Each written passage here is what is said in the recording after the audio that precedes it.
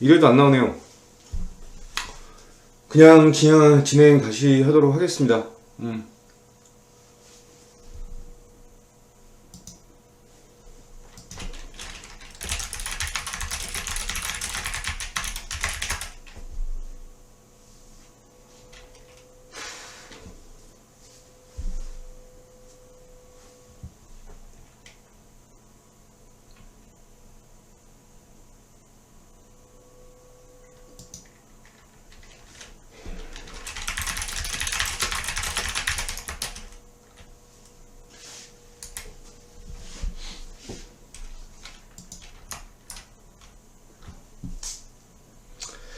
그냥 진행하겠습니다. 죄송합니다. 답답하네요.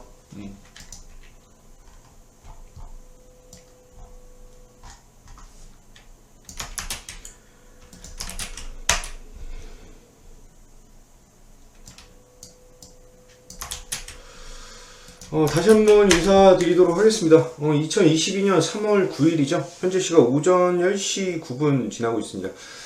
유튜브 송출이 되지 않아서 한 10분 정도 시간을 좀 소요를 했는데 좀 속상하네요.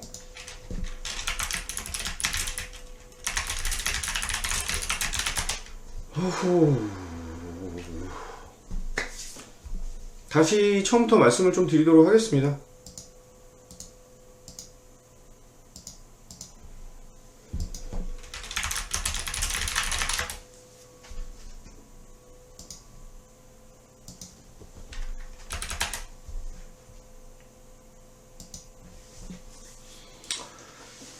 말씀드릴게요. 오늘 제목은 스태그플레이션에 대한 해법이라고 제목을 지었고요. 실적 개선이 나타나는 종목으로 베팅을 해야 되는 시점이다 라고 말씀을 좀 드리도록 하겠습니다. 오늘 전체적으로 지금 시장 상황에 대한 부분을 좀 말씀을 드리고, 이제 스태그플레이션에 대한 얘기가 나오고 있는데 글로벌 시장에 대한 흐름을 파악하고 판단한 이후에 이제 우리는 어떤 종목에 대한 것을 가지고 진행을 해야 된다라는 것으로 말씀을 좀 드리도록 하겠습니다. 전일 미국 시장 먼저 좀 보도록 할게요. 제가 좀 정리를 좀 했는데, 자, 지금 현재 우크라이나랑 러시아 사태에 대한 것이 상당히 크게 나타나고 있고, 장기적으로 갈 것이냐, 그게 아닌 것이냐에 대한 얘기들이 좀 나오고 있는 그런 상황입니다. 이것이 이제 장기적으로 돌입을 할 것이냐, 아니면 단기적으로 마감을 할 것이냐에 대한 싸움이 좀 진행이 되고 있는 그런 상황인데, 우선은 유럽에 대한 대응을 좀 보도록 할게요. 유럽에서는 추가적인 자금 확보에 대한 움직임을 보이고 있는 그런 상황이에요.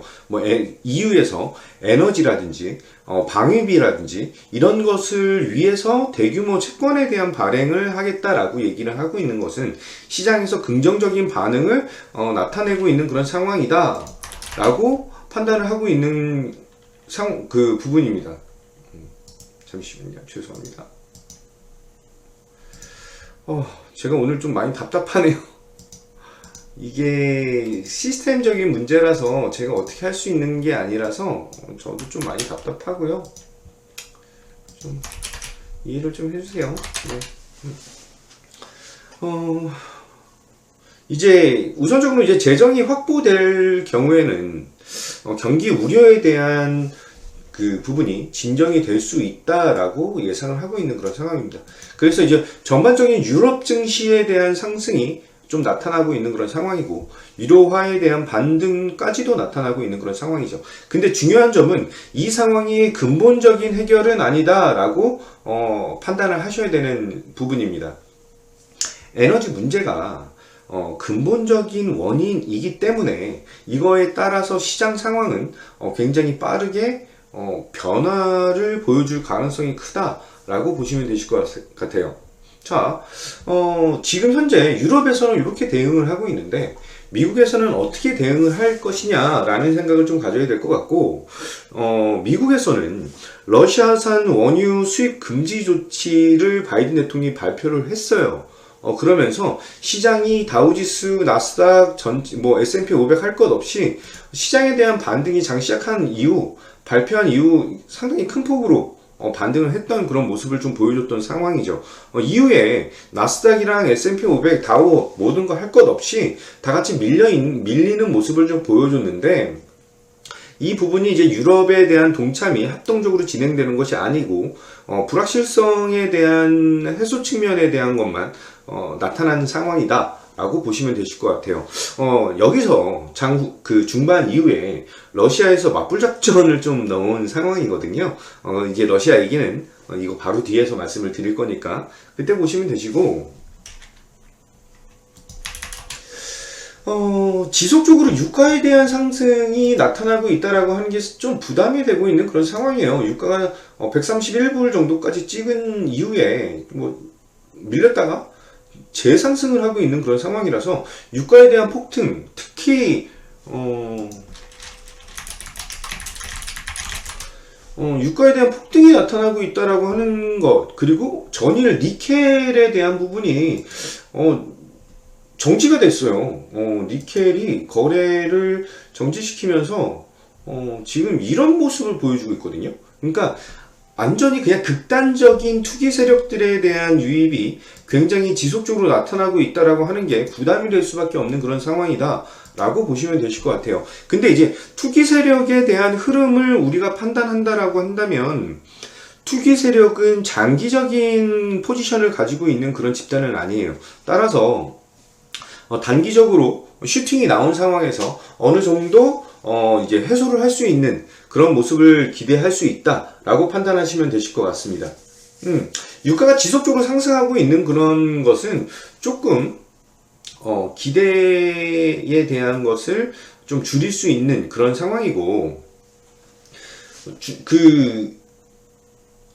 우리가 지금 생각해야 되는 거는 미국 시간으로 목요일이죠. 우리나라 이제 금요일이 될 것 같은데, CPI에 대한 발표를 예정으로 잡고 있는 그런 상황이에요. CPI에 대한 발표도 진행이 될 것이고, 그때에 맞물려서 지금 현재 바이든 대통령이 진행을 하고 있는 트리플 B, 아마 BBB 분양 부활에 대한 기대감을 가질 수 있다라고 하는 그런 부분으로 신재생 에너지 섹터에 대한 상승이 나타났다라고 하는 것을 우리는 생각을 해야 되는 그런 상황입니다. BBB 너무 오랜만에 들어서 뭔지 까먹었을 수도 있고 약간 잊으셨을 수가 있어요.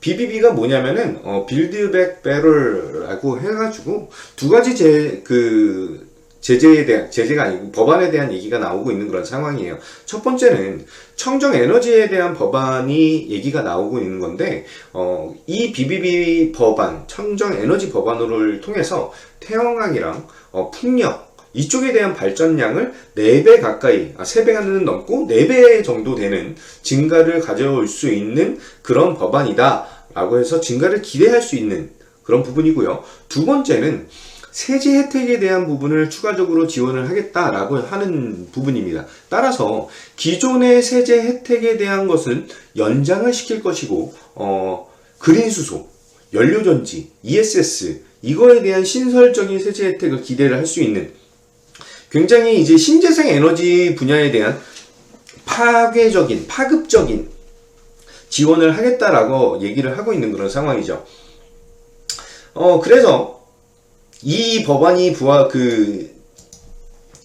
부활에 대한 것이 다시 한번 나온다라고 한다면, 신재생 에너지 관련 주들에 대한 추가 성장, 상승 가능성에 무게를 상당히 둘 수 있는 상황이다 라고 보시면 되실 것 같아요.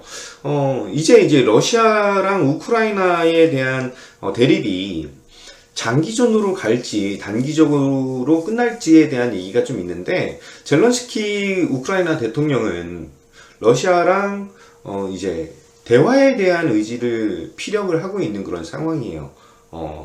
사실상 나토 가입에 대한 포기 의사를 밝힌 그런 상황이고요.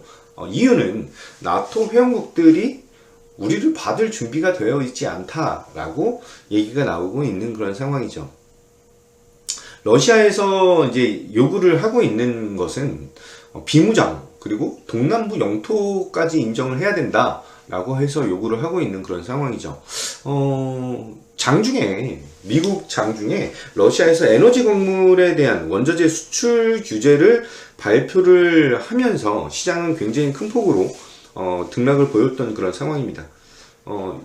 한마디로 러시아도 그렇고 우크라이나도 그렇고 유럽도 그렇고 미국도 그렇고 사실상 장기적 사안으로 지금 현재 상황을 대비하고 대책을 준비 중에 있는 상황이다라고 생각을 해야 되는 것이 아닌가 이렇게 보고 있어요.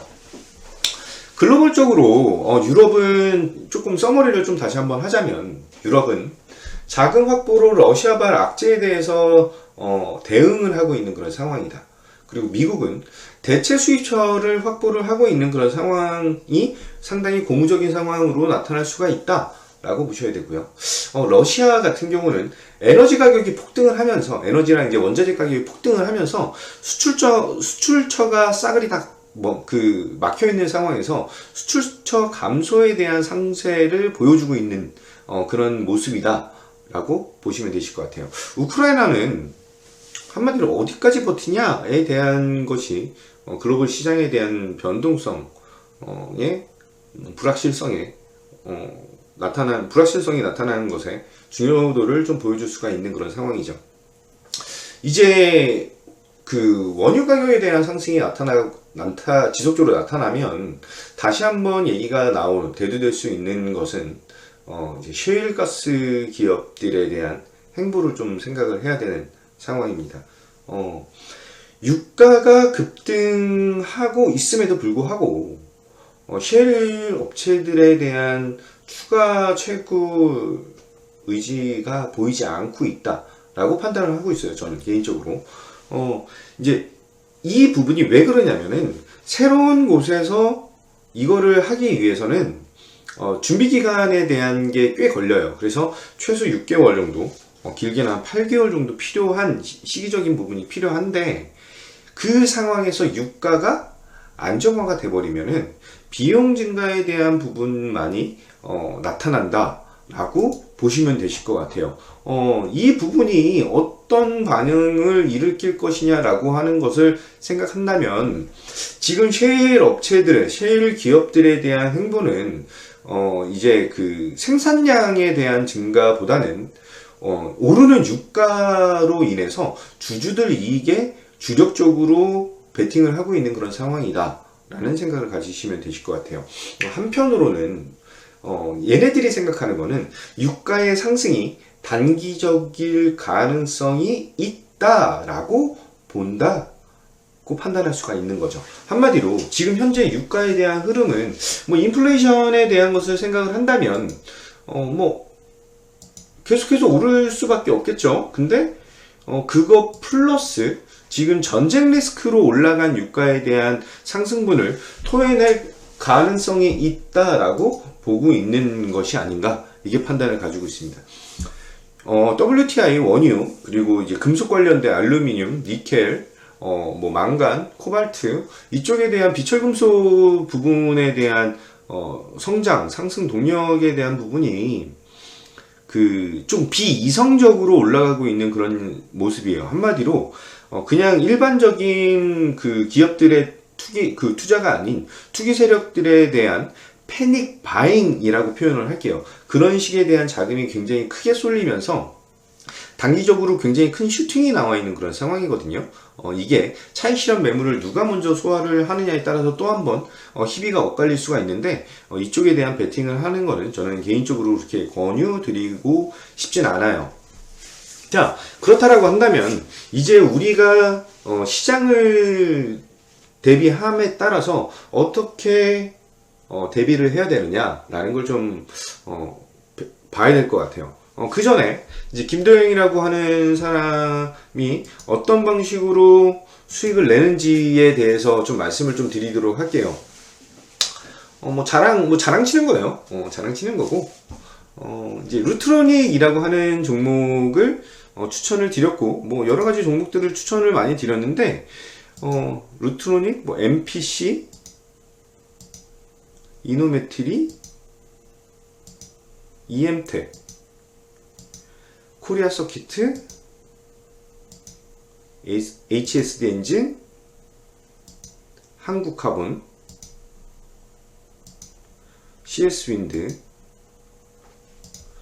인바디 등등이 있어요. 이 중에서도 뭐 많은 종목들이 있죠. 근데 이제 홀딩 중인 종목도 있고, 진행 중인 종목도 있고, 매도를 한 종목들도 있고, 대부분은 이제 2월 달에 매수를 한 상황입니다. 2월 달 전체적인 지수를 좀 살펴보면, 지금 국내 시장에 대한 흐름은 사실 2월부터 해서 3월까지, 3월 지금 현재까지 그렇게 흐름이 좋은 모습을 보여주고 있진 않아요. 글로벌 시장 대비해서는 조금 단단한 모습을 보여주고 있는 거지만, 그게 지금 현재 국내 시장에 대한 PBR이랑 PER을 계산을 대충 해보면 한 10배 정도 수준, PBR 기준으로 1배 정도 수준이다 라는 걸 생각했을 때 프리미엄이라고 하는 게 전혀 붙어있지 않은 그런 상황이에요. 지금 코스피 거래소도 그렇고, 코스닥 같은 경우는 이제 지수적으로 봤을 때는 2월달 대비해서 그냥 똔똔인 그런 상황이죠. 제가 이제 MTN에서 나와서 방송을 한 게 2월 7일부터 시작을 한 상황입니다. 노란톡방은 아주 조금 더 일찍 시작을 한 상황이지만, 대체적으로 2월 7일 날부터 첫 방송을 진행을 한 거기 때문에, 그렇게 생각하시면 되실 것 같고요. 사실 제일 처음 말씀드린 종목이 루트로닉이라고 하는 종목이에요. 계속해서 이 종목에 대한 강조를 드리고 있는데, 지금 저번 3월 1일 날 말씀드렸던 시장에 대해서 어떤 부분, 어떤 종목, 어떤 생각으로 우리가 주식 투자를 해야 되는지에 대한 부분을 말씀을 드렸습니다. 한마디로 실적이 좋지 않으면 지금 현재 상당히 리스크적인 측면이 커지고 변동성이 확대되는 이 시점에서 정확한 투자 포인트를 가지고 있어야 되는 그런 상황이에요. 리스크가 커지면 커질수록, 변동성이 커지면 커질수록, 그리고 특히 스태그플레이션이라고 하는 얘기, 스태그플레이션이 뭔지 다들 알고 계실 거예요. S의 공포라고 얘기를 하고 있는데, 스태그플레이션은 인플레이션이 나타나면서 경기가 둔화되니까 소비까지도 얼어붙는 모습을 보일 수밖에 없다라고 하는 것이죠. 그렇다라고 한다면 이럴 때는 진짜로 그냥 정석으로 가야 됩니다. 정석으로. 이슈적인, 테마적인 것에 포커스를 맞추지 마시고, 지금 우리가 생각해야 되는 거는 가장 주식 투자를 하면서 가장 기본적인 것에 초점을 맞춰야 되는 그런 상황입니다. 본 사업이 잘 되지 않는다라고 한다면, 그러면 세컨 사업, 한마디로 사업 다각화를 만들고 있는 기업에 대한 실적 개선을 봐야 되고, 기업들에 대한 실적이 유지가 되거나 아니면 상향 조정을 할 수 있는 그런 기업들을 찾아야 된다라고 하는 부분이죠.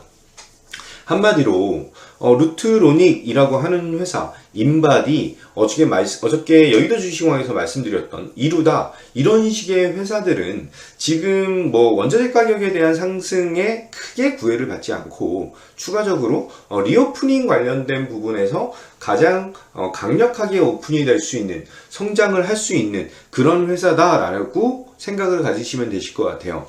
따라서 루트로닉은 2월 7일인가에 추천을 드렸던 종목이고, 목표 가격은 13,500원을 잡았던 상황이에요. 근데 뚫고 올라갔는데 제가 계속해서 홀딩에 대한 것을 외치면서 대기를 하고 있는 그런 상황이고요. 지금 현재 한 24% 정도 올라와 있는데, 좋은 종목을 샀을 때는 단기적으로 조금 밀려도 걱정이 없다라고 하는 점이죠.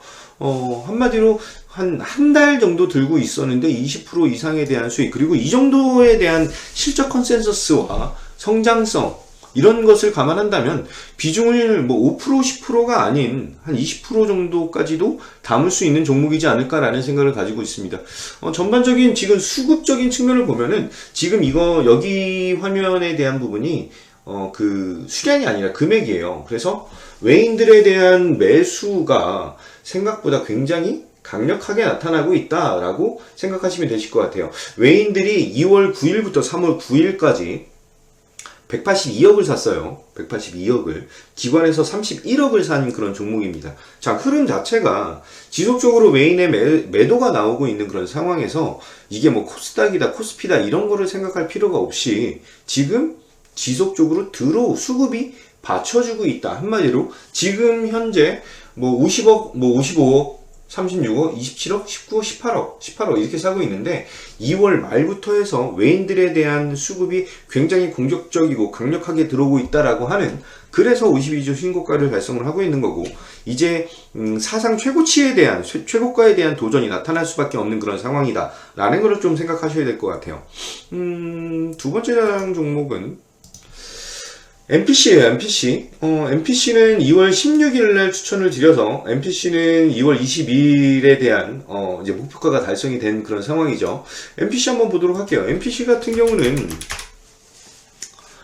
이런 흐름을 보여주는데, 제가 MPC를 추천했을 때도 2월 16일이니까 이 정도 수준일 겁니다. 이때네요. 딱 이때 장대 양봉 날 때, 이때 양봉 나올 때, 이때 추천을 드렸는데 8,000원 미만에서 살 수 있다라고 상당히 강력하게 말씀을 드렸던 상황입니다. 이후에 그 다음날 아래꼬리 달리면서 가격을 줬던 상황이고, 그 다음날도 매수 가격을 준 상황이에요. 자, 주식 투자를 하면서 우리 개인 투자자들이 가장 궁금하고 가장 몸달아 하는 게 빨리 사고 빨리 팔고 싶어요. 그리고 더 낮게 사고 싶고 더 높은 가격에 팔고 싶어 합니다. 근데 저는 개인적으로는 아주 극저에 대한 가격, 극고에 대한 가격을 지향하진 않아요. 왜냐면은 그게 굉장히 힘들 뿐더러 1% 비싸게 산다라고 해서 손해를 크게 보지 않기 때문이에요. 자, 지금 우리 개인 투자자들이 추구를 해야 되는 가장 큰 부분은 나만 먹으려고 하면 안 된다라는 거예요. 그러니까 내가 1% 비싸게 사고 1% 싸게 판다라는 그런 기준으로 조금 생각을 하시는 게 좋아요. 예전에 제가 대우증권을 다닐 때, 그때 OCI죠. 벌써 한 17년 전 얘기인 것 같은데, OCI 이제 월봉으로 볼게요. OCI 이제 리만 사태 이후에 이제 그 전에도 매매를 했었고, 이때에 대한 부분인데, 이때 한 20만원 정도에 사서 제가 이제 30만원에서 35만원에 팔자라고 얘기를 했어요. 근데 그 고객분이 안 파시더라고요. 그래서 막 얘기를 하다가 제가 딱 이렇게 얘기를 했어요. 남들도 먹어야 그 다음에 매매할 때 우리가 또 먹을 수 있다라는 얘기를 했습니다. 한마디로 나 혼자 뼛속까지 골수까지 다 빨아먹으면 다른 사람이 먹을 수가 없어요. 그러면 다른 사람이 먹을 게 없으니까 추가적으로 매수하는 사람들이 없어진다라는 거예요. 자, 여기서 뜻하는 건 뭐냐? 그게 OCI든 삼성전자든 LG이노텍이든 뭐든 간에 우리는 조금 뭐 한두 호가 이런 거 너무 그냥 심플하게 그냥 사시면 되세요.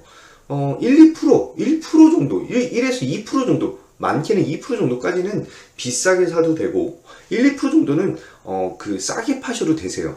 왜? 지금 제가 말씀드린 루트로닉, 뭐 MPC 봤을 때 지금 현재 기준으로 했을 때 24% 정도 수익이에요. 그러면 위아래로 1, 2% 정도씩 빼면 그래도 20% 정도의 수익을 기대를 하고 달성을 하고 있다라고 하는 점이죠. 다음 종목 좀 보도록 할게요. MPC도 그랬고 다른 종목에 대한 것도 좀 살펴보면 이노매트리에 대한 부분도 매수를 주고 매도에 대한 부분이 나왔긴 했지만 뭐 안 팔았어요. 사실 안 팔고 홀딩해서 이제 말씀을 드렸던 상황이죠. 노란통에서 가격이 오고 있으니까 매도를 하십시오 라고 얘기를 한 그런 상황입니다. 여기서도 1, 2% 정도 그냥 빼버리면 그래도 10%에 대한 수익을 기대를 할 수 있었다라고 하는 점이죠. 뭐 대부분 종목이 다 그런 상황이에요. 뭐 코리아 서킷도 그렇고 움직임이 좀 더딘 종목은 한마디로 그 가격에 살 수 있어요. 제시를 해드린 가격에 살 수가 있는데, 그렇지 않은 종목들, 좀 빠르게 움직이는 종목들은 빠르게 대응하고 욕심을 더 많이 줄이셔야 된다라고 하는 점이에요. 예를 들어서 인바디 같은 종목을 좀 설명을 좀 드리도록 할게요. 인바디. 인바디 같은 경우는 제가 그 제시를 드린 가격은, 노란톡에서 제시를 드린 가격은 23,800원이에요. 23,800원. 근데 24,000원에서부터 사시는 분들이 계세요. 24,100원, 24,000원, 23,900원 깔아두시는 분들이 계시다고요. 왜? 제가 점쟁이가 아니기 때문에 뭔가에 대한 가격을 줬을 때 조금 높게부터 낮게까지 조금 분할해서 매매하시는 그런 습관을 좀 가지셔야 되는 그런 상황입니다. 아무튼 그래서 지금까지 해서 지속적인 상승이 나타나고 있는 그런 상황인데, 얘도 보시면은 외인과 기관이 아까 루트로닉보다는 좀 덜해요. 지금 수급적인 측면이 기관에 대한 수급이 나타나고 있는데 외인의 수급도 만만치 않게 들어오고 있다 라고 생각하시면 되실 것 같아요. 어저께 좀 많이 오른 클래시스를 좀 말씀을 좀 드릴게요. 클래시스 같은 경우는 지금 한 달 누적으로 봤을 때 외인이 85억을 팔았고 기관이 232억을 샀는데,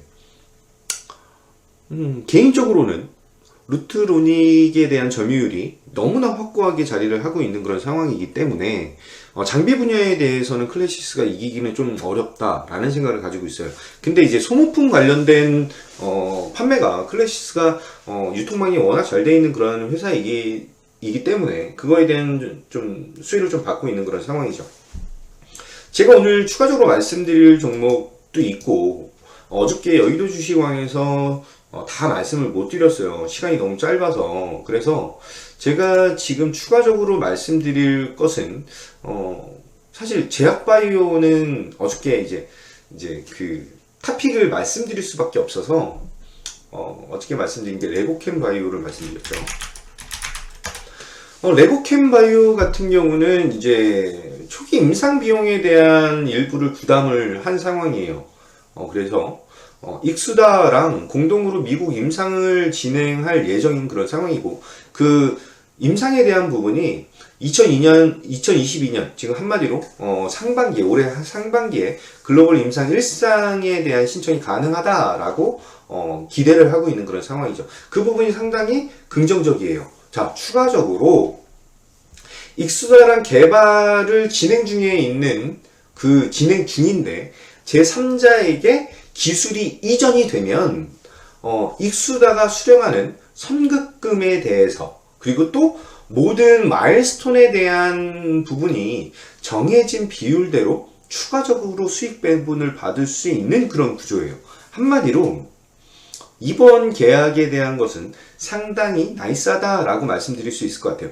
제약바이오는 실적으로 보는 거 아닌 거 아시죠? 웬만해서는 제가 제약바이오는 말씀을 잘 안 드리는데 지금 타이밍적으로 나쁘지 않은 것 같아요. 그리고 사실 뭐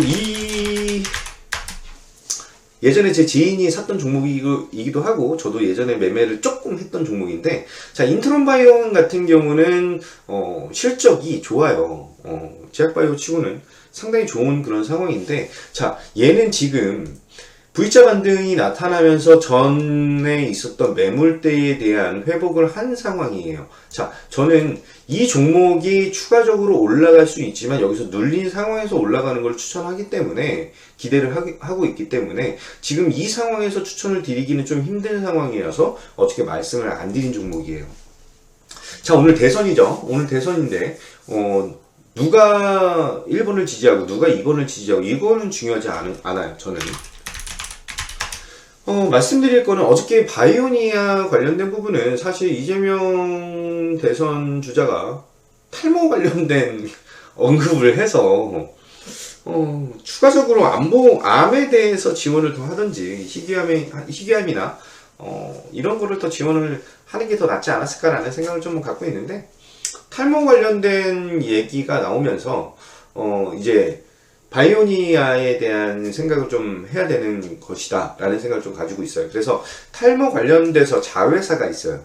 바이오니아는 이제 써나젠이라고 하는 회사가 있는데, 써나젠에서 진행하고 있는 탈모 관련 신약 후보 물질에 대해서 글로벌 시장 진출에 대한 기대감이 지금 나타나고 있는 그런 상황이다. 그리고 주요 매물대 하단에 대한 지지를 굉장히 잘 받았어요. 굉장히 잘 받고, 수급적인 측면이 이제 외인에 대한 수급이 들어오고 있다라고 하는 게 굉장히 긍정적인 그런 포인트. 그리고 실적이 얘도 다른 회사들처럼 적자가 빨간색이 막 이렇게 나타나고 있는 그런 회사는 아니에요. 근데 이제 3, 4분기가 좀 어려운 건 사실이고요.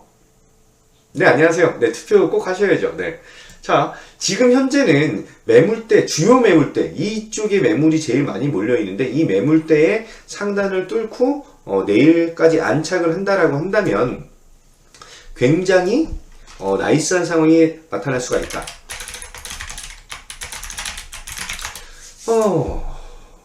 그리고 이제 2차전지와 섹터 관련해서 2차전지를 안 갖고 계신 분들이 없어요. 진짜로. 2차전지가 LG 에너지 솔루션부터 시작해서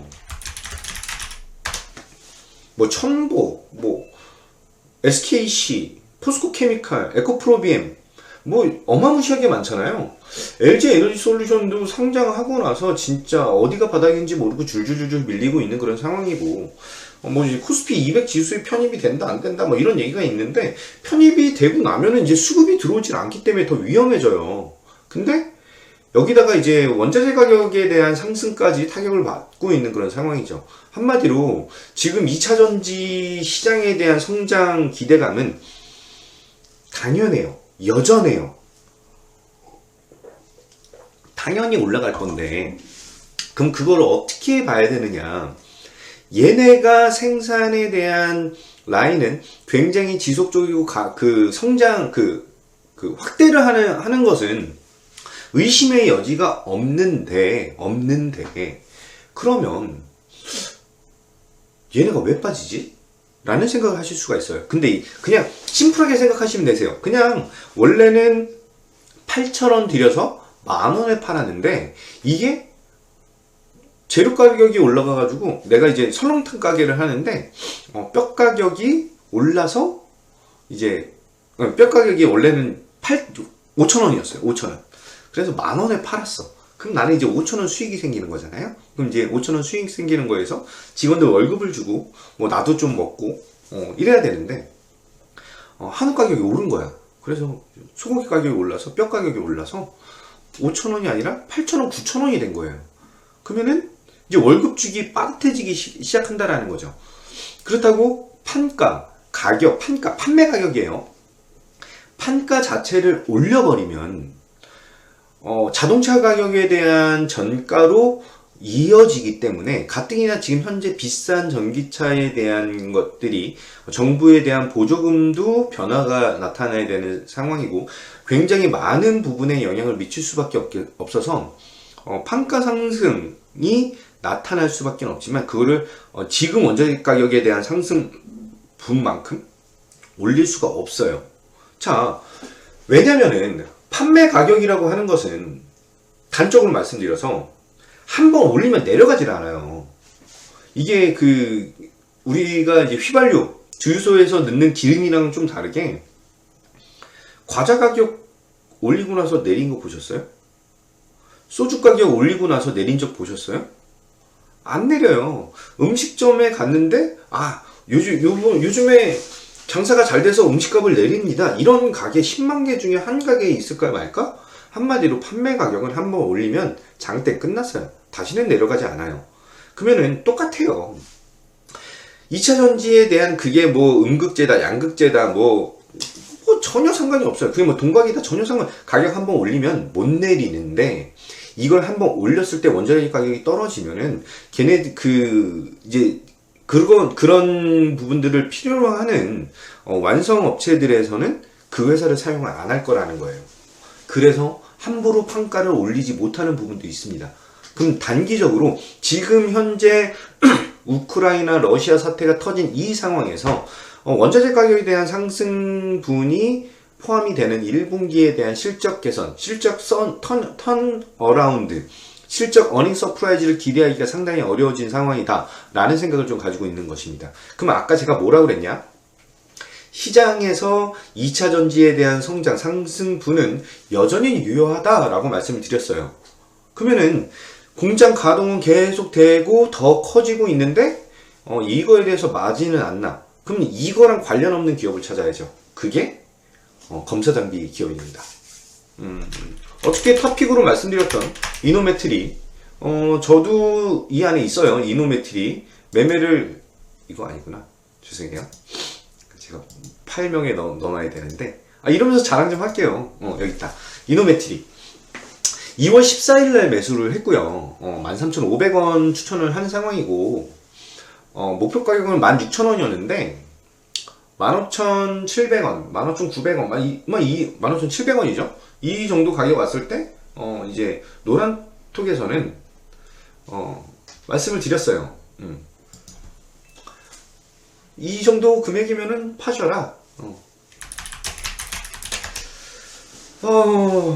그래서 13% 정도 수익을 달성을 했는데, 엑스데이 검사 장비를 가지고 있는 그런 회사예요. 국내 독점적 지위를 가지고 있는 그런 회사고요. 실적적인 턴어라운드는 올해 1분기 정도부터 진행이 될 것으로 생각을 가지고 있습니다. 동사에 대한 연구원 추가적인 부분들이 늘어났어요. 그래서 일회성 비용이 4분기에 좀 발생을 많이 한 상황이라서 4분기 실적이 그렇게 좋지가 않아요. 그래서 실적이 사실 있다고 해요. 있다고인데, 지금 동사에 대한 기관 수급이 크진 않지만 스물스물 들어오고 있다라고 하는 것을 우리는 조금 판단을 해야 되는 상황이고, 이 회사에 대한 성장 동력이 이제 2차 전지 시장에서 굉장히 강력하게 나올 수 있는 그런 장비주 중 하나다라고 생각하시면 되실 것 같아요. 자, 두 번째. 어제 이거는 이 방송 들어오시는 분들만 들을 수 있는 거예요. 왜? 여의도 주식왕에서 얘기 안 했으니까. 자, 두 번째는 엠플러스예요. 얘는 이틀 연속으로 좀 밀렸죠. 이틀 연속으로 좀 밀렸는데, 엠플러스는 이제 1분기부터 실적이 좀 좋아질 것이고, 얘가 기대할 수 있는 부분은 뭐냐면은, 요번에 그 SK랑 해서 2천억 정도에 대한 수주권이 나왔어요. 딜렉에서 기사화해서 나온 그런 부분이죠. 근데 얘네가 너무 저가로 후려쳐가지고 수주를 따냈다라고 하는 게 논란이 되고 있는 그런 상황이에요. 근데 그럼 어때? 수주를 따면 장땡이지. 자, 이번 달이랑 다음 달에 얘네가 LG 에너지 솔루션이랑 수주권에 대한 얘기가 나올 그 가능성이 있어요. 금액은 요번에도 한 2천에서 3천억 정도에 대한 규모가 되지 않을까라는 생각을 좀 가지고 있는 상황이고, 그거에 대한 이슈가 한 번 더 나타난다라고 한다면 추가적인 성장, 한마디로 전고점 트라이를 할 수 있는 그런 가능성이 상당히 커지고 있는 그런 부분이다 라고 판단하시면 되실 것 같습니다. 지금 사실 외인들이 들어와야 되는 그런 타이밍이기도 하고 한데, 4분기 실적에 대한 일회성 비용, 다들 성과급이나 이런 것 때문에 일회성 비용이 좀 많이 나가죠. 이 이후에 이제 1분기 실적에 대한 기대를 상당히 나이스하게 보여줄 수 있는 그런 기업이다 라고 보시면 되실 것 같아요. 이제 마지막으로 시총상위주에 대한 얘기를 했어요. 시총상위주에 대한 얘기를 했는데, 시총상위주가 줄줄이 신저가를 보여주고 있는 거예요. 삼성전자 한번 볼까요? 어마무시하게 빠지고 있죠. 지금 한마디로 외인과 기관이 싸그리 팔고 있는 그런 상황인데, 크게 걱정, 사실 삼성전자는 이제 물타기를 진행을 하셔야 되는 그런 타이밍이 아닌가 라는 생각을 가지고 있고, 보통 차트로 얘기를 잘 많이 안 드리는데, 지금 여기 보시면은 이게 120 주선이에요. 이거에 대한 지지 여부를 확인을 할 건데, 지지 여부를 확인하는 걸 본다면 여기서 가지고 계신 분들에 한해서 물타기를 하시는 건 나쁘지 않다라고 생각을 좀 가지고 있습니다.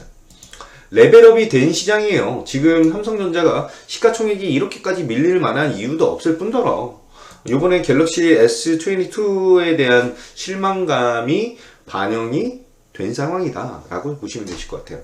근데 얘뿐만 아니라 SK 하이닉스, LG 에너지 솔루션도 이것저것 다 빠지잖아요. 근데 누구를 선택을 해야 되느냐. 그래서 어저께 제가 말씀드렸던 게, 지금 현재 상황에서 성장 동력을 갖고 있는 애들은 상당히 어마무시한 성장 동력을 가지고 있다라고 생각을 하셔야 되는 상황이에요. 자, LG 에너지 솔루션, LG 이노텍 같은 경우는 FCBGA에 대한 기판을 출범을 진행을 하고 있는 그런 상황이고, 수급적으로 굉장히 빵빵한 상황이에요.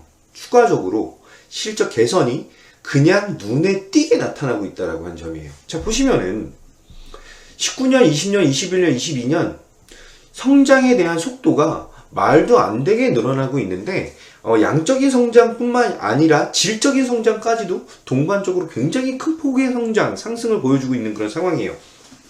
밸류에이션적인 매력도가 8.5배예요. 지금 8.5배. PBR이 지금 현재로 쳐도 2배밖에 안 돼요. 근데 얘가 비싸다? 아니, 비싼 게 아니죠. 그리고 아직 애플카에 대한 얘기는 공식적으로 나온 게 하나도 없어요. 언론에서만 떠들고 있는 그런 상황인데 거의 모든 것을 LG 이노텍이랑 같이 할 거예요. 그렇다라고 한다면 만약에 애플카가 진짜로 진행이 된다면 LG 이노텍에 대한 컨센서스를 추가적으로 20%는 상향할 수 있는 그런 가능성이 있지 않을까라는 생각을 가지고 있습니다. 전반적인 사업 포트폴리오에 대한 다각화가 굉장히 잘 되어 있는 그런 상황이에요. 따라서 이 부분에 대한 성장 동력을 가지고 있는 상황에서 지금 지수가 빠지고 종목들이 이렇게 망가졌는데 이렇게 올라간 거 찾을 거야? 이거는 계속 갈 거니까 이걸 말씀을 드린 거예요. 삼성전자를 사는 것보다 한마디로 비슷한 FCBGA에 대해서 1조 4천억을 투자를 한 삼성전기보다 훨씬 더 매력적이에요. 누구를 선택할 것인지에 대한 것은 저의 판단도 있지만 여러분들의 판단도 있다라고 하는 거죠. 자, 기관이 바보가 아닌 이상에는, 외인이 바보가 아닌 이상에는 이렇게 팔까요? 더 싸게 사고 싶다라는 생각을 가질 수가 있는데 얘가 10조에 대한 자금 그 매출을 일으키면서 그 중에 영업이익이 1조 7천억이에요. 한마디로 영업이익률이 16%죠. LG이노텍 한번 볼게요. 16조를 벌어들이면서 이제 1조 4천억을 벌어들이는데 영업이익률이 8.73%예요. 근데 얘의 영업이익률이 지속적으로 상승을 하고 있다라고 하는 점이에요. 그리고 FCBGA에 대한 부분은 삼성전기보다 그 LG이노텍이 늦게 시작했어요. 그리고 그거에 대한 부분, 카메라에 대한 부분, 그래서 사업 다각화가 너무 잘 돼 있어요. 그래서 개인적으로는 삼성전기보다 LG이노텍이 낫다. 그리고 어차피 시간이 부족해서 이거 말씀드리다 말았어요. 현대글로비스. 자, 현대차 그룹에서 현대차 기아도 나쁘지 않아요. 현대차 기아도 매수, 장기적인 관점에서 매수에 대한 타이밍은 현대차나 기아나 안 갖고 계신 분들은 그냥 사시면 되세요. 그리고 진짜로 장기로 보시겠다 하시는 분들 그냥 사시면 되세요. 사실적으로 말씀드리면 사시면 되세요. 장기적인 관점에서 연말까지 보시고 그냥 사시면 되세요. 큰 종목이니까 망가져도 다시 올라올 가능성이 있고, 추가적으로 현대글로비스를 말씀드린 가장 큰 이유는 중고차 시장에 대한 진출 기대감이 상당히 크게 나타나고 있다라고 하는 점이에요. 또한 운송산업에 대한 것을 감안했을 때 차가 없어서 못 팔지, 지금 있는 걸 쌓아두고 있는 그런 시점은 아니잖아요. 그래서 얘에 대한 실적 개선은 나타날 수밖에 없다. 플러스 중고차까지 현대차 기아에서 진행을 한다면 완성차가 부족해진 이 시장에서 중고차에 대한 것으로 커버를 할 수 있는 굉장히 좋은 그런 효과를 기대할 수 있다. 그렇다라고 한다면 사실 완성차 신차가 5천만 원이다 라고 했을 때 중고차는 현대차에서 팔면 3천만 원을 팔 거예요. 그러면은 갭이 있는 상황이고 수리 비용이랑 이런 것들은 현대랑 기아랑 이제 어느 정도 생각을 해서 진행을 하겠죠. 그러면은 생각보다 감가가 많이 남지 않을 거예요. 근데 지금 현재 차가 부족해진 상황에서 이거에 대한 반도체 쇼티지가 상반기 안에 해결이 안 될 것 같은데 그러면은 올해까지 계속 쇼티지로 간다는 얘기예요.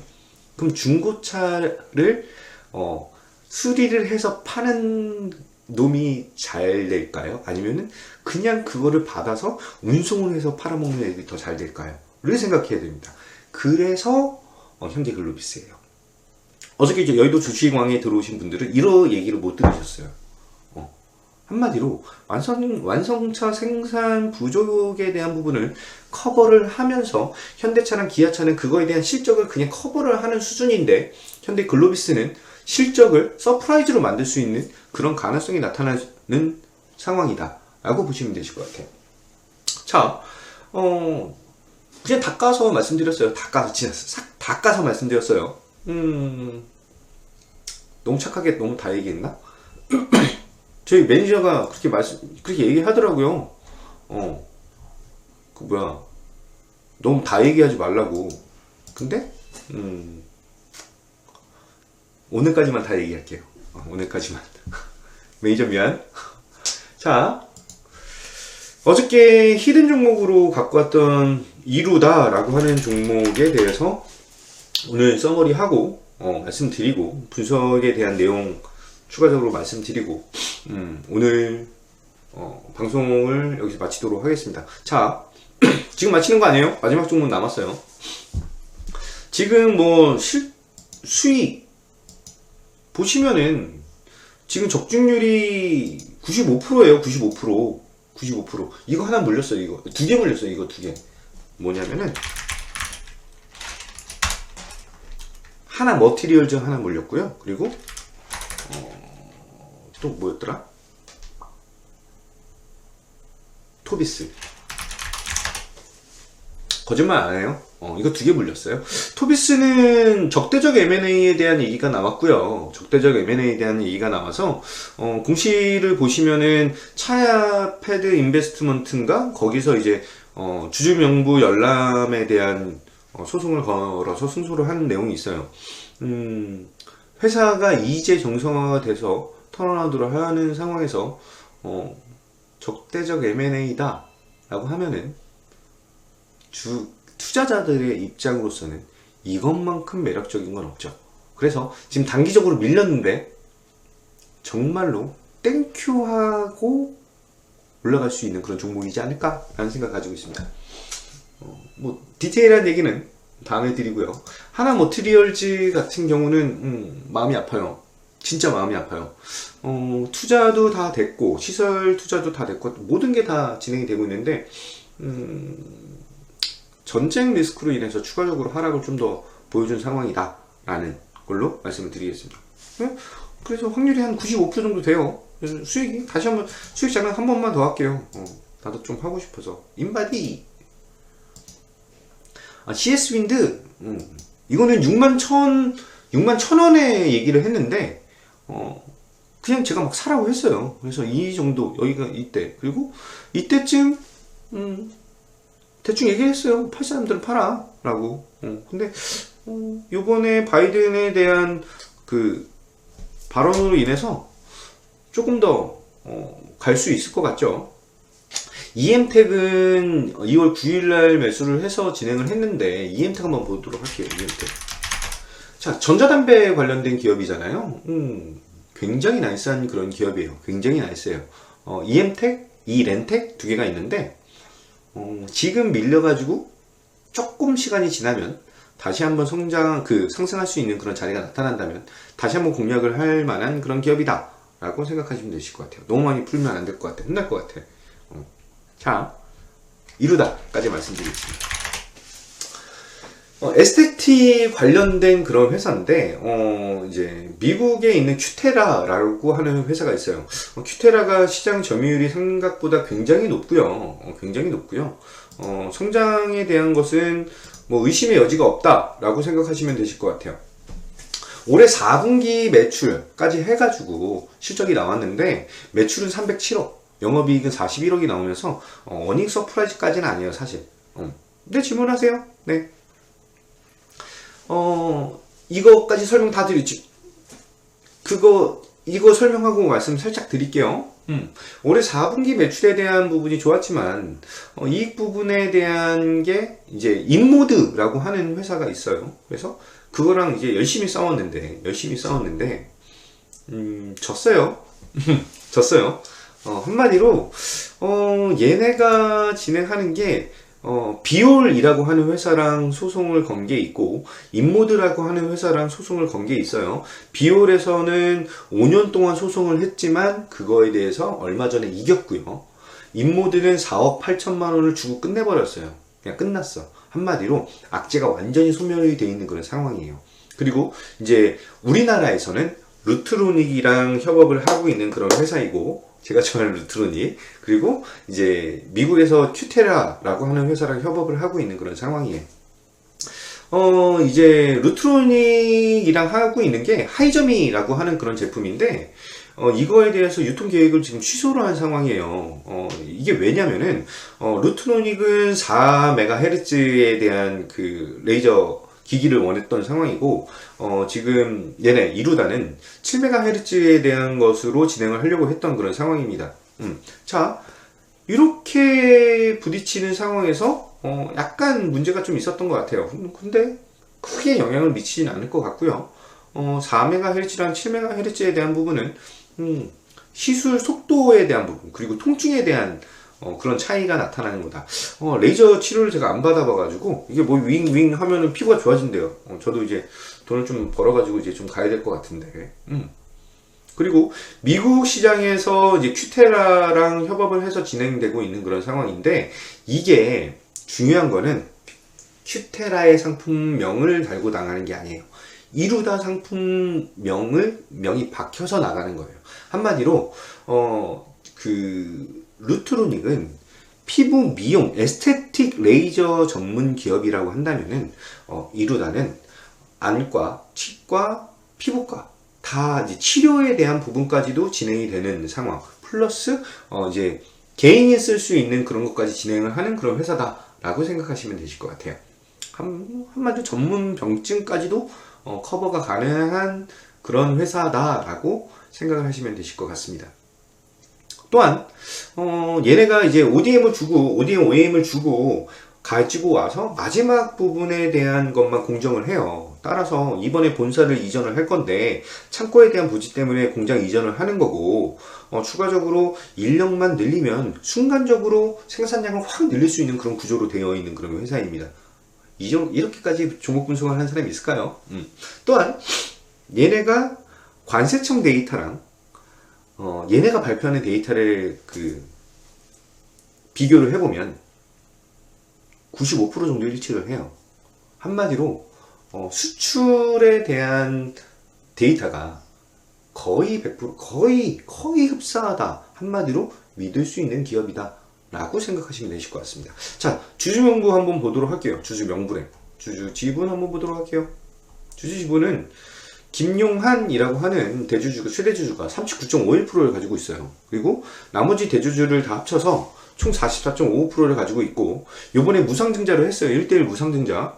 그게 이제 3월 25일인가에 들어올 건데, 그거에 대한 부분은, 단적으로 여기 딱 보시면은, 지금 유동주식, 어차피 1대1이니까 다 받잖아요. 그럼 유동주식 비중이 54%예요. 이게 물량이 많은 것도 아니고 적은 것도 아니고, 돌아다니는 물량이 작기 때문에 무상증자를 돌린 거고, 어쨌든 간에 최대주주는 그 비중을 유지를 하겠다라고 하는 강한 의지를 보여주고 있는 그런 상황입니다. 종목이 조금 가벼워요. 500억이 좀 넘는 수준이기 때문에 530억 정도밖에 안 돼요, 시총이. 따라서 이거에 대한 성장 상승 동력은 생각보다 강력하게 보여줄 가능성이 크다라고 생각을 가지고 있고, 제가 생각하고 있는 최대 목표 가격은 지금 6,160원인데요. 여기서 말씀드린, 여의도 주식왕에서 말씀드린 1차적인 목표가는 7,200원 말씀드렸어요. 근데 이제 시장 상황에 따라서 트레이딩을 해야 되는 상황도 있으니까 그걸 조금 생각을 하시고요. 5,100원을 잡은 이유는 여기서 이제 여기서 턴하면서 저점을 한 번, 두 번 막 이렇게 만들었던 이 가격이 5,100원에서 5,200원 정도 사이에요. 그래서 여기에 대한 지지 여부를 조금 손절 가격으로 잡은 상황입니다. 목표 가격 7,200원은 원래 제가 생각하는 가격대는 여기에 대한 주요 매물대, 여기 거래량이 여기서 많이 터져가지고 여기에 매물대가 있는데 이거 전에 팔고 싶어요. 여기서 매물대가 분명히 나올 거니까. 그래서 이 종목은 슈팅이 팍팍 나와요. 팍팍. 그러면 이게 한번 빵 칠 때 우선 팔아먹고 밀리면 다시 사고, 이거에 대한 전략으로, 트레이딩 관점으로 말씀을 드린 그런 상황입니다. 수출 비중이 한 80% 정도 되고 있는 그런 회사이고, 지금 현재 공정 가동률이 85에서 90% 정도 되고 있는 그런 상황입니다. 홈쇼핑 상품까지 진행이 된다라고 한다면 이것보다 매력적인 그런 기업은 또 없지 않을까라는 생각을 가지고 있어요.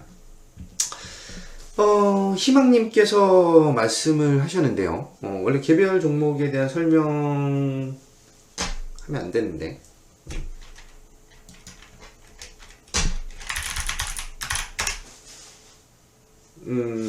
제가 이거를 그냥, 이거예요! 라고 말씀드릴 수는 없을 것 같아요.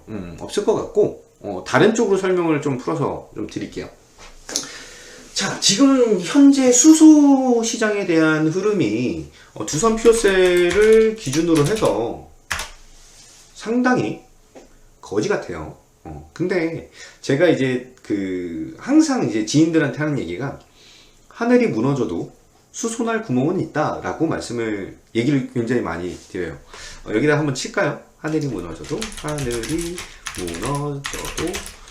수소날 구멍이 있다. 자, 지금 현재 수소에 대한 것들이 이제 현대차 그룹에서 진행을 하고 있는, 가장 강력하게 진행을 하고 있는 그런 상황인데, 제너시스 수소차에 대한 것을 라인을 끊어버렸어요. 그러면서 전반적으로 수소 산업에 대한 성장 속도가 상당히 둔화가 되어 있는 그런 상황이에요. 근데 이번에 바이든의 트리플 B 법안에 대한 게 부활에 대한 조짐이 보이고 그게 많이 진행이 된다라고 한다면, 아까 전에 제가 말씀드렸던 초반에 말씀드렸던 여기 있는 그린 수소 연료전지 ESS에 대한 세제 혜택에 대한 부분이 생기면서 추가적인 희망의 끈이 다시 한번 생기는 그런 상황이 나타날 가능성이 있다라고 생각하시면 되실 것 같아요. 플러스 수소차에 대한 것은 사실 일반적인 승용차나 SUV에 들어가는 매력도가 좀 떨어져요. 그래서 버스나 이제 대형차 부분인데, 수소에서는 글로벌 점유율 1위가 현대차죠. 근데 작년에 900대를 팔았나? 그래서 매력도가 좀 떨어져요. 지금 아직까지는 성장 캐파가 좀 작아요. 충전소도 그렇고, 약간 그런 부분이 있지만, 성장에 대한 끈을 놓은 건 아니고, 이제 그 수소 에너지가 어느 쪽으로 쓰일지는 모르고 있는 그런 상황이기 때문에 흐름 자체는 지금 저점 대비해서는 턴어라운드를 보여줄 가능성이 굉장히 크다라고 생각하시면 되실 것 같아요. 두 번째로 두산 퓨어셀 말고 코오롱 플라스틱 보도록 할게요. 죄송해요. 질문 주신 그 종목을 제가 직접적으로 말씀드릴 수는 없어서, 그냥 전반적으로 말씀드릴게요. 코오롱 플라스틱에 대한 실적적인 베이스가, 얘도 이제 수소 사업을 하는데, 그냥 한 마리 좋아요. 작년에 좋았어요. 올해는 작년이랑 비슷하게 나올 것 같아요. 따라서 얘가 지금 2월달에 들어와서 시장이 안 좋은데 얘가 그릉 하고 있거든요. 한마디로 이제 이 자리에서 뿅 하고 올라갈 수 있는 그런 자리를 만들고 있다라고 생각을 하시면 되실 것 같아요. 근데 수소 산업에 대해서 너무 비중을 크게 가지고 계시는 거는 저는 지금 개인적으로는 좀 별로예요. 장 초반에 시황 설명부터 어떤 부분에 투자를 해야 된다라고 계속해서 강조를 드리고, 왜 이루다, 왜 루트로닉, 왜 인바디, 왜 LG 이노텍, 왜 현대 글로비스 이런 회사들을 언급을 하면서 말씀을 드리는 이유는, 비중으로서 매매를 해야 되는 건 맞는데 실적적인 턴어라운드, 성장 이런 게 나타나는 기업들만이 살아남을 수가 있다라고 하는 점이에요. 스태그플레이션이 온다 안 온다가 아니에요. 그거는 사실 중요하지 않아. 왜? 우리는 여기서 돈을 더 벌어서 물가 상승을 뛰어넘고 내 임금은 동결되는 것을 뛰어넘어서 내가 돈을 더 주식으로 더 잘 벌면 나는 이전보다 더 좋은 삶을 영위할 수가 있기 때문에 단적으로 그거에 대한 포커스를 맞춰야 되는 상황입니다. 그렇다라고 한다면 내 월급은 오르지 않지만 내가 투자한 기업은 컨센서스가 올라가는, 한마디로 실적적인 가이드가 올라가는 그런 기업들을 찾아야 되는 상황이다 라고 말씀드리고 싶어요. 이제 답이 좀 되셨나요? 그래서 지금 이제 시장이 스태그플레이션, S에 대한 공포가 더 세게 나온다라고 한다면 우리는 더욱더 큰 종목으로 가야 됩니다. 아니면 더욱더 실적 개선이 되는 기업들로 가야 됩니다. 그런 식에 대한 접근, 그런 식에 대한 기업 분석 없으면 올해 시장에 대한 방향과 판단은 생각보다 굉장히 비참하게 나타날 수도 있다라고 생각하시면 되실 것 같아요. 노란톡에서 추가적으로 진행을 하니까 노란톡 지금 뭐 거의 제가 이제 방송에서 말씀드린 종목만 말씀을 드린 거예요. 뭐 루트러닝, 인바디, 뭐 CS 윈드, 뭐 등등등등, 뭐 MPC, 뭐 이노메틱 다 방송에서 말씀드린 종목들이에요. 그런 것들에 대한 수익만 말씀을 드린 거예요. 자, 노란톡에 들어오시면 조금 더 디테일한 얘기를 들으실 수가 있고요. 마지막 하나만 더. 어저께죠? 어저께? 모두 투어? 하나 투어에 대한 급락이 나타났어요. 가지고 계신 분들도 계실 거고, 걱정이 되시는 분들도 계실 거고, 제가 이거에 대한 부분은 2월 8일날, 오르고 나서죠. 2월 8일날, 장문의 글을 써서, 유무료 분들에게, 공유를 했던 그런 상황입니다. 어저께 2월 8일날 글을 썼던 거를 다시 한번 유무료 분들에게 공유를 했고요. 왜 여행주를 하지 말아야 되는지에 대한 것을 말씀을 드린 상황입니다. 한마디로 항공은 아니에요. 진짜 여행 리오프닝 관련해서 뭐 그냥 붙이면 리오프닝이니까. 근데 여행, 항공, 여기 있어요. 노란톡 여기 있는데 이거 다시 올려드릴게요. 여기 들어오시면 되세요. 자, 그 여행, 항공, 화장품, 그리고 카지노 이렇게 있어요. 근데 리오프닝이 된다라고 했을 때 여행은 적자를 감내할 만한 부분이 그 커버리지가 되는 부분이 낮아요. 그래서 적자 폭이 커지고 있는 그런 상황에서 지금 현재의 밸류, 어저께 전전일 종가 기준으로 해서 이때의 밸류를 계산을 해보면 2024년도 실적까지 끌어모아서 영혼까지 끌어모아서 밸류를 만들어서 가격을 형성한 것이다 라는 생각을 가지고 있어요. 단적인 예로 항공을 볼 수가 있어요. 항공은 그 여객용 항공기를 좌석을 다 뜯어버려서 거기다가 이제 짐을 실어서 화물 운송으로 바꿨어요. 근데 화물 운송이 더 비싸. 우리가 타는 것보다 더 비싸야 되니까요. 그래서 얘네들의 실적이 좋게 나오는 거예요. 볼래요? 대한항공 볼래요? 실적이 이렇게 나왔다니까요. 우리가 그냥 얘네들 비행기를 타고 다니는 것보다 항공 운송이 훨씬 더 좋다니까요. 그러니까 얘네는 실적 개선이 되고 있는 거야. 그러면은 한마디로 리오프닝이 진행되면 실적이 떨어진다는 얘기죠. 안 좋다는 얘기예요. 자, 화장품 볼게요.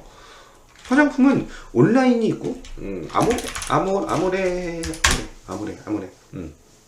온라인이 있고 오프라인이 있는데 오프라인이 죽었죠. 근데 온라인만으로도 오프라인 시장에 대한 것들을 커버를 어느 정도 해주고 있었다. 이 시장이 그 확실하게 자리를 잘 잡은 상황이고 플러스 오프라인까지 될 것이다 라고 하는 기대감이 들어오기 때문에 추가적인 밸류를 줄 수가 있다 라고 생각하시면 되실 것 같아요. 마지막으로 카지노 파라다이스,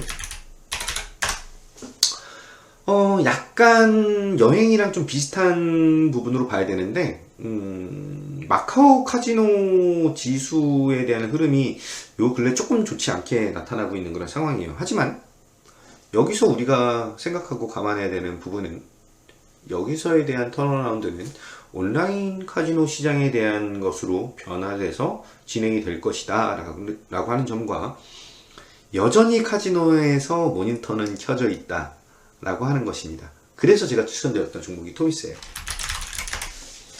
카지노는 그래도 열어놓을 수밖에 없거든요. 그리고 모니터는 365일 24시간 켜져 있어요. 그래서 모니터의 수명이 짧으면 1년, 길면 3년이에요. 한마디로 교체 주기가 굉장히 짧기 때문에 그거 관련된 토비스라고 하는 기업 다시 한번 좀 살펴보시면 되실 것 같습니다. 자, 뭐 추가적으로 궁금하신 분들, 질문 있으신 분들, 또 김도영이라고 하는 사람은 또 시장을 또 어떻게 보고 또 어떤 종목으로 진행을 하는지에 대해서 궁금하신 분들은 제가 이 노란톡 링크 올려드렸으니까 이거 해서 들어오시면 되실 것 같습니다. 자, 그럼 오늘도 수고하셨고요. 선거날, 선거 다 하셨죠? 선거 다 하시고, 안 하신 분들은 하시고, 미래를 위한 우리의 권리이자 의무니까 하시고, 남은 시간 편안하게 좋은 시간 보내시기 바라겠습니다. 저는 오늘 여기서 마치도록 하겠습니다. 감사합니다.